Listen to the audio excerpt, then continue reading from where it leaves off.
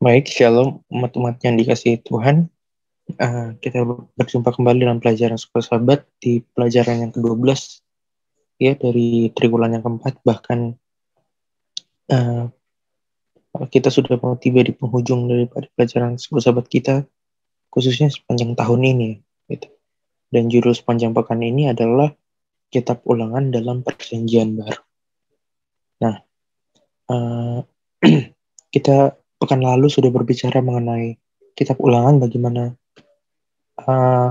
para penulis-penulis di Perjanjian Lama itu ya, yang setelah Kitab Ulangan itu coba mengutip kembali, dan Kitab Ulangan mempunyai pengaruh yang luar biasa gitu kan di Perjanjian Lama. Dan kita akan melihat sekarang sama juga di dalam Perjanjian Baru.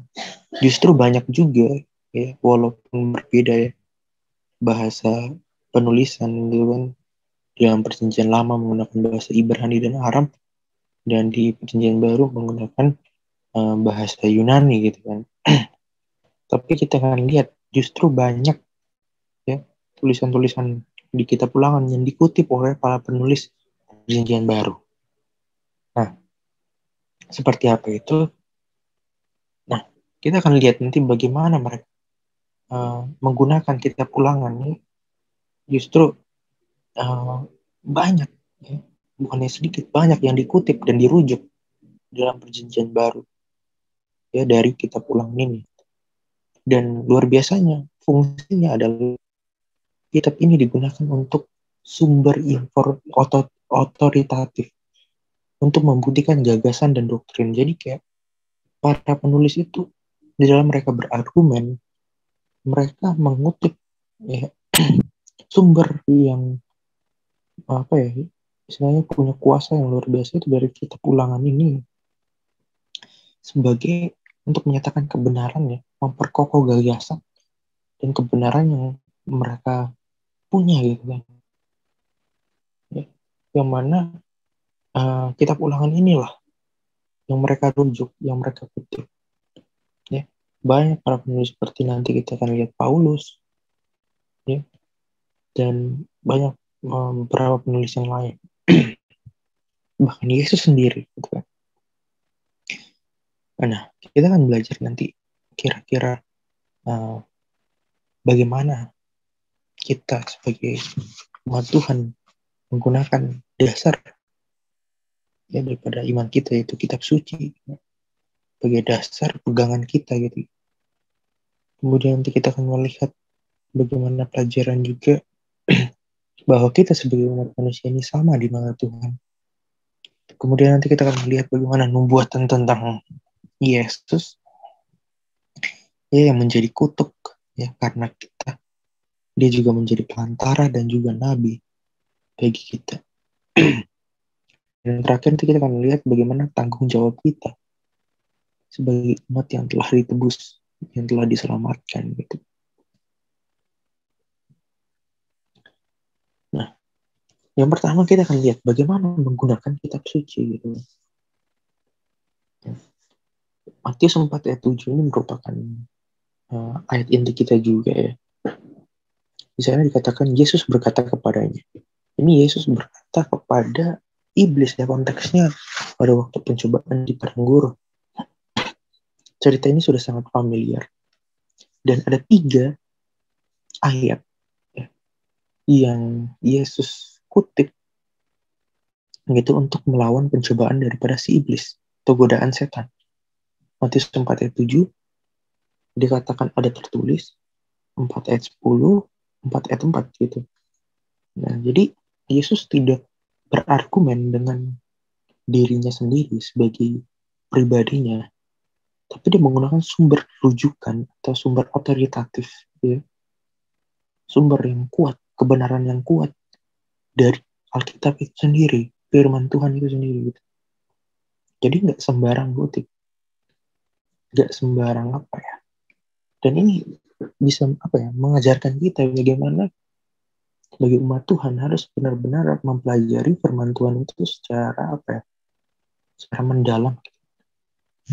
Karena terkadang banyak orang menggunakan ayat-ayat Alkitab untuk menjatuhkan, motifnya salah dan konteksnya juga salah gitu. Ya.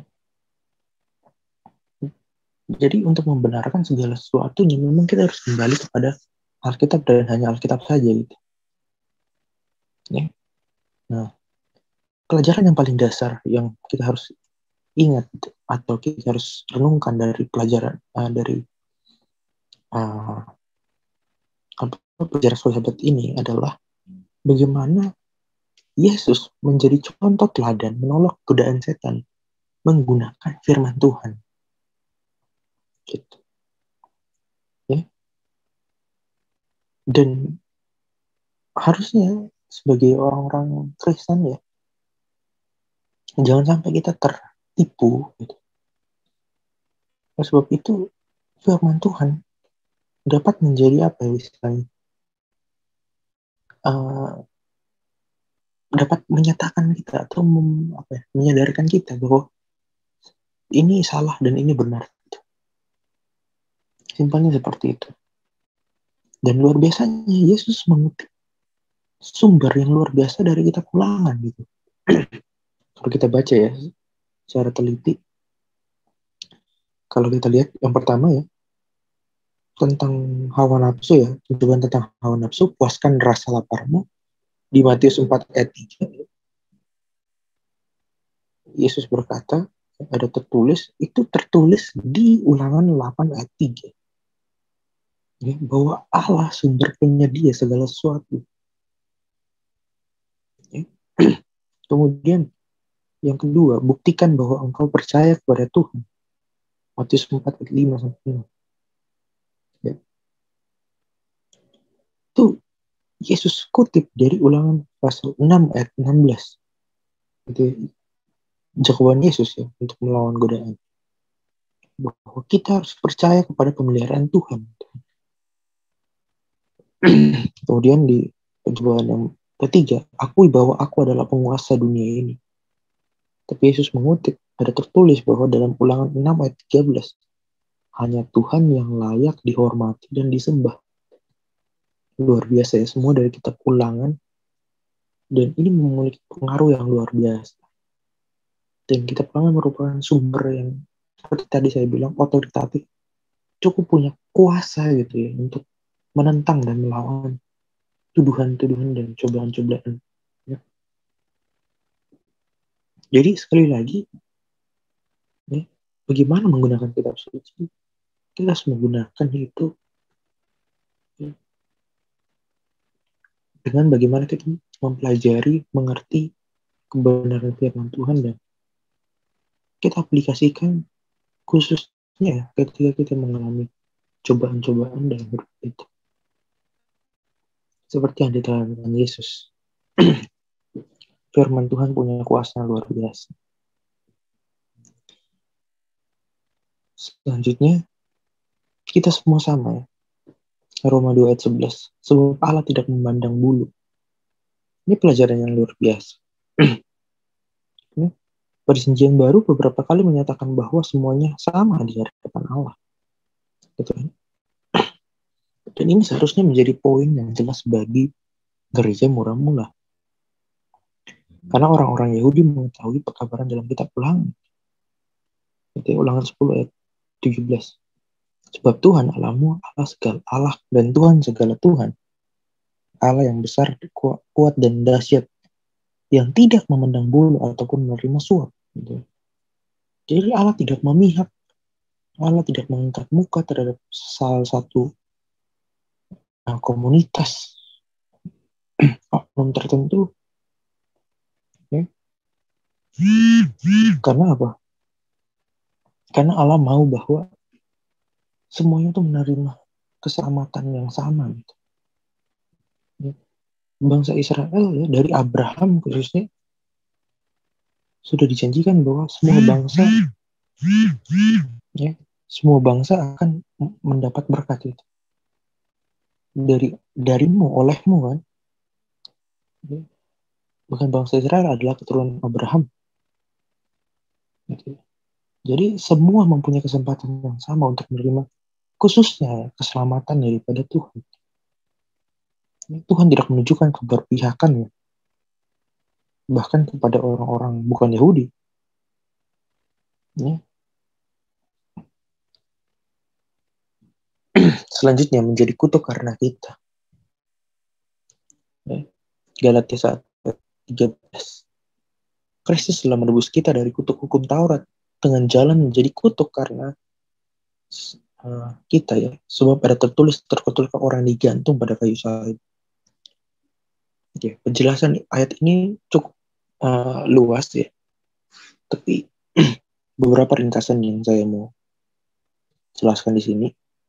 Yang pasti Paulus ketika menulis dalam konteks dia berbicara kepada orang Galatia ya, bahwa orang-orang Galatia kalian semua sudah menerima Yesus, tapi sepertinya kalian aneh gitu ya. Maksudnya Paulus mau menekankan kepada mereka bahwa jangan bersandar kepada hukum gitu ya sebagai sumber keselamatan menurut perspektifmu gitu kan. Tapi Paulus mau menekankan lagi bahwa dia malah mengutip dari Ulangan untuk bagaimana orang percaya ya, mengajarkan bagaimana orang percaya yang berhubungan dengan hukum ya. Bahwa yang pertama berusaha untuk selamat dengan menaati hukum adalah sia-sia. Ulangan 27 ayat 26. Dan itu dikutip dalam Galatia 3 ayat 10 Paulus menulis. Dia mengutip ya, ini uniknya kitab Ulangan bahwa kitab Ulangan digunakan ya di Galatia 3 ayat 10 ini untuk menjelaskan bahwa satu-satunya cara untuk diselamatkan oleh hukum Taurat adalah dengan menggenapinya dengan sempurna. Ya, jadi memperkokoh gagasan Paulus gitu ya. Dan salah satu pelajaran kita ambil bahwa hukum Taurat tidak bisa menyelamatkan gitu. Kita semua diselamatkan oleh karena Yesus Kristus sendiri. Kasih karunia Yesus yang kita terima melalui iman. Yang kedua adalah pembebasan dari kutuk hukum Taurat gitu. Ulangan 21 ayat 23 itu dikutip dalam Galatia 3 ayat 13 untuk menjelaskan bagaimana Yesus menanggung dosa-dosa kita di kayu salib. Menderita kutuk hukum yang seharusnya diderita oleh orang-orang berdosa gitu kan. Nah, jadi bagaimana Yesus ya yang telah menanggung dosa-dosa kita. Ya, harusnya kutuk itu adalah maut ya. Kalau kita melanggar hukum Tuhan, ya harusnya kita mati. Tapi karena Yesus yang sudah menanggung menjadi korban pengganti, maka kutuk itu ditimpakan kepada Yesus. Ya. Dan uniknya Paulus menggunakan kutipan dari kitab Ulangan ini untuk mengakhiri argumennya tersebut bahwa kita tidak dapat diselamatkan dengan menaati hukum, tapi hanya dengan menerima kasih karunia itu yang Yesus berikan melalui pengorbanannya. Luar biasa. Selanjutnya adalah nabi dan pengantara. Kisah 3 ayat 22. Bukankah telah dikatakan Musa, Tuhan Allah akan membangkitkan bagimu seorang nabi dari antara saudara-saudaramu, sama seperti aku. Dengarkanlah dia dalam segala sesuatu yang akan dikatakannya kepadamu. Nah, dulu, maksud saya pada waktu zaman bangsa Israel, Musa itu memenuhi dua peran utama. Dia adalah seorang nabi yang menyampaikan pekabaran Tuhan kepada bangsa Israel pada waktu itu, dan dia juga menjadi pengantara antara Tuhan dan manusia. Nah, dalam pidato perpisahannya ya di kitab Ulangan kita tahu itu menjadi sebuah momen di mana dia menyampaikan pidato perpisahannya sebelum dia meninggal. Musa mengatakan kepada bangsa Israel bahwa Allah akan membangkitkan seorang nabi seperti dia. Ya, Ulangan 18 ayat 15 dan 18. Ya, jadi dia menubuatkan akan ada nabi yang hadir dan akan bangkit gitu. Berarti dia akan menjalani kematian gitu kan. Nah, pernyataan itu ditafsirkan sebagai acuan kepada Mesias ya. Yohanes 4 ayat 25. Ya. Dan uniknya di perjanjian baru, Petrus di Kisah 3 ayat 22 menggunakan referensi ini untuk menunjuk kepada Yesus dalam pidatonya di Serambi Salomo. Gitu ya. Dan Stefanus juga menggunakannya dalam pidatonya di hadapan Sanhedrin, Kisah 7 ayat 37. Nah, rasul-rasul ini luar biasanya mereka menggunakan sumber otoritatif ya dari kitab Ulangan yang menunjukkan bahwa ini loh pembenarannya bahwa Yesus adalah penggenapan dari nubuatan di kitab Ulangan ini yang membuktikan bahwa Yesus adalah nabi dan juga pengantara kita ya. Dan ini dipidatokan, disampaikan ya, di hadapan orang-orang. Yesus adalah Mesias ya. Dia adalah pengantara kita di hadapan Bapa. Ya, dia mengenapi janji Tuhan kepada umatnya. Lalu kalau misalnya Tuhan sudah mati bagi kita, dia menjadi pengantara bagi kita, lalu apa respon kita? Harusnya ketika kita ya, sudah merasa, mengakui bahwa kita ini orang yang berdosa, Yesus sebagai pengantara membuka hati, membuka dirinya selebar-lebarnya bagi kita. Sekarang maukah kita datang kepadanya untuk mengaku, ya, memohon ampun kepada dia sebagai pengantara kita? Ya. Selanjutnya adalah tanggung jawab kita. Ibrani 10. Ya. Sebab kita mengenal dia yang berkata, pembalasan adalah hakku. Akulah yang menuntut pembalasan dan lagi Tuhan akan menghakimi umatnya. Dari ayat ini kita langsung tertuju kepada penghakiman. Dan juga kita melihat bahwa Tuhan mempunyai kuasa di sini. Dan uniknya adalah Paulus lagi-lagi mengutip Ulangan 17:6 ya, dalam suratnya kepada orang Ibrani untuk mengingatkan mereka tentang hukuman yang pantas bagi mereka yang melanggar hukum Musa. Dia menjelaskan bahwa mereka yang menolak darah Kristus pantas menerima hukuman yang lebih buruk. Ibrani 10 ayat 29. Kemudian ia mengutip Ulangan 32 ayat 35-36 untuk mengingatkan orang Ibrani bahwa Allah akan segera menghakimi umatnya. Dia akan melakukan pembalasan kepada mereka yang akhirnya menolak anugerah yang semula mereka terima. Ibrani 10 ayat 30. Kesimpulan, Paulus sangat berharga bagi kita hari ini. Janganlah kita melepaskan kepercayaan kita. Marilah kita tetap setia kepada Tuhan ya. Dan menuruti perintah-perintahnya. Karena Tuhan yang akan melakukan pembalasan, dia akan menghakimi umatnya.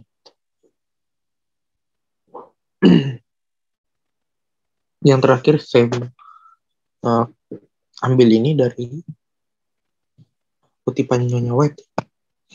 Alkitab menjelaskan dirinya sendiri. Kitab suci harus dibandingkan dengan kitab suci. Para murid harus belajar melihat kata secara keseluruhan dan melihat hubungan bagian-bagiannya.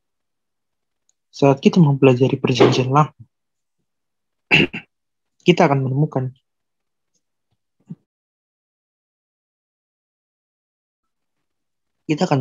mata air hidup yang menggelap, di mana pembaca yang ceroboh hanya melihat gurun. Perjanjian lama melewati yang baru, dan yang baru atas yang lama. Masing-masing adalah wahyu dari kemuliaan Allah di dalam Kristus. Kristus sebagaimana dimanifestasikan kepada para bapa, sebagaimana dilambangkan dalam upacara pengorbanan, sebagaimana digambarkan dalam hukum, dan sebagaimana diungkapkan oleh para nabi adalah kekayaan perjanjian lama. Ya, jadi marilah kita mempelajari Alkitab, firman Tuhan dengan sungguh-sungguh. dan menggunakan firman Tuhan di dalam kita menghadapi setiap pencobaan. Di dalam kita mau belajar tentang karakter Tuhan. Di dalam kita mau mencapai apa yang Tuhan kehendaki dalam kehidupan kita. Kita lihat bagaimana Alkitab mempunyai pengaruh yang luar biasa dalam kehidupan seseorang. Tulisan-tulisan dari kita. Alkitab mengutip dari Alkitab juga. Dan bagaimana ini semua menggambarkan tentang kisah kasih Kristus bagi umat-umatnya yang sudah jatuh dalam dosa. Dan banyak pelajaran-pelajaran yang luar biasa yang kita sudah terima. Bagaimana pengorbanan Yesus yang luar biasa bagi kita umat berdosa. Kiranya dapat menjadi perenungan bagi kita. Mari kita bersatu dalam doa. Tuhan di surga, terima kasih oleh karena ilham Tuhan kepada para penulis Perjanjian Baru. Mereka tidak sembarang berargumen, tapi mereka mengutip dari kitab Perjanjian Lama, khususnya kitab Ulangan yang membawa pengaruh yang luar biasa dalam menyatakan kebenaran, memperkokoh argumen, sehingga kebenaran Tuhan dapat disampaikan. Dan itu menjadi pengaruh bagi umat-umat waktu dulu, bahkan kita sebagai umat-umat jemaat yang sekarang. Tolong kami ya Tuhan untuk mempelajari firman Tuhan secara mendalam dan merefleksikan karakter Tuhan dalam kita. Berkati juga para pendengar. Di dalam nama Yesus nomor 2. Amin.